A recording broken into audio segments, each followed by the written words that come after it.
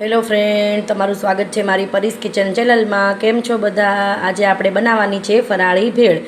તો મિત્રો, તમે મારી ચેનલને સબસ્ક્રાઈબ ન કરી હોય તો શેર, સબસ્ક્રાઈબ અને લાઈક કરી દેજો, તો તમને મારા નવા વિડીયા જોવા મળશે। ચાલો આપણે બનાવી લઈએ ફરાળી ભેળ। મેં ઘરની બટેટાની વેફર તળીને લઈ લીધી છે, આને હવે આપણે ભૂકો કરી નાખવાનો છે। આ બટેટાની વેફર લીધી છે અને આ સાબુદાણાની ચકરી લીધી છે। તો આ બેયને મિક્સ કરી અને ભૂકો કરી અને મિક્સ કરી દઈશું આપણે। તો મિત્રો, મેં 2 થી 3 બટેટાને બાફી અને મેશ કરી નાખ્યા છે મિક્સ કરવા માટે ભેળમાં। તો મેં 2 થી 3 બટેટા લીધા છે, થોડાક ધાણા લીધા છે, 1 લીંબુનો રસ લીધો છે અને 2 મીડિયમ સાઇઝની કાકડી કાપી છે અને 2 ટમેટાં લીધા છે છાલ ઉતારીને। તો આ બધું આપણે હવે એક પછી એક મિક્સ કરવાનું છે। સૌથી પહેલાં આપણે બટેટા નાખી દઈશું, પછી આપણે કાકડી નાખી દેવાની છે। મિત્રો, તમે આ ફરાળી ભેળ એકવાર કરીને ખાજો, બહુ સરસ લાગે છે।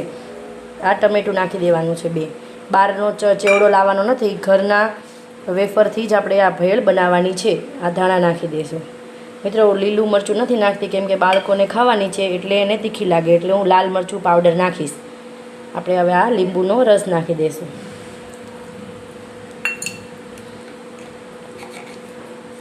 હવે આપણે સ્વાદ અનુસાર મીઠું નાખવાનું છે। આપણે વેફર ખારી હોય છે એટલે ચાખીને પછી વધારે ઓછું કરવાનું છે તમારે। હવે આપણે આને મિક્સ કરી દેવાનું છે। આપણે અડધી ચમચી લાલ મરચું પાવડર નાખી દઈશું। હવે આ બધું મિક્સ કરી દેવાનું છે। તમે આમાં ખાંડ પર નાખી શકો છો, પણ મેં નથી નાખી ખાંડ, પણ ખાટી મીઠી સરસ લાગે છે ભેળ।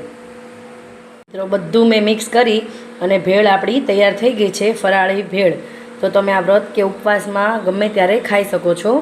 આ ખૂબ હેલ્ધી ભેળ છે। આપણે બહારની કોઈ પણ વસ્તુ એડ કરી નથી, ઘરની વસ્તુથી જ આપણે ભેળ બનાવી છે અને ખૂબ સરળ રીતે થઈ ગઈ છે અને કોઈ ઝાઝા મસાલા નાખવાના નથી।